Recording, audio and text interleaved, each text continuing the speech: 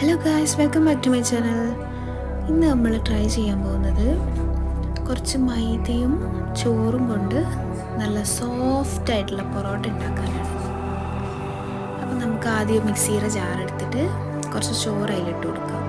അതിനുശേഷം അതിലേക്ക് വേണ്ട വെള്ളം കൂടി ഒഴിച്ചു കൊടുക്കാം. അപ്പം ഞാനിവിടെ 2 കപ്പ് വെള്ളമാണ് ഇതിലേക്ക് ഒഴിക്കുന്നത്. ഇനി നമുക്ക് നല്ല ഫൈനായിട്ട് ചോറ് അരച്ചെടുക്കാം. അങ്ങനെ ചോറ് അരച്ചെടുത്തിട്ടുണ്ട്. ഈ ഒരു കൺസിസ്റ്റൻസിയിൽ വേണം നമ്മൾ ചോറ് അരച്ചെടുക്കാൻ.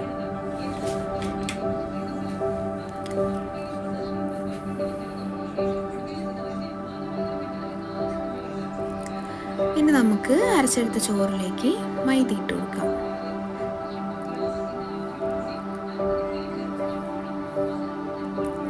മൈദ ഇട്ടതിന് ശേഷം നമുക്കൊരു സ്പൂൺ എടുത്തിട്ട് നല്ലോണം ചോറും മൈദയും കൂടി ഇളക്കി യോജിപ്പിക്കാം.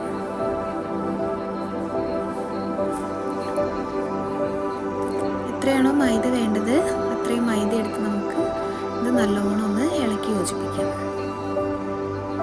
അങ്ങനെ മൈദയൊക്കെ നല്ലോണം ഇളക്കി യോജിപ്പിച്ചിട്ട് കുറച്ച് സമയം നമുക്കൊന്ന് അടച്ചു വെക്കാം.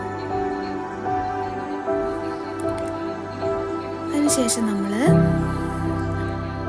ഒരു പ്ലാസ്റ്റിക്കിൻ്റെ ഒരു കവറിലോ അല്ലെങ്കിൽ നമ്മൾ ചപ്പാത്തിയൊക്കെ പരത്തുന്ന പലകയിൽ വെച്ചിട്ട് നമുക്കൊന്ന് പരത്തിയെടുക്കാം. ആദ്യം നമുക്ക് നല്ലോണം ഒന്ന് കനം കുറച്ചൊന്ന് പരത്തിയെടുക്കണം. അതിനുശേഷം നമുക്ക് പൊറോട്ടയൊക്കെ ചുടുന്ന പോലെ തന്നെ നമുക്ക് 4 സൈഡും ഒന്ന് മടക്കി കൊടുക്കാം.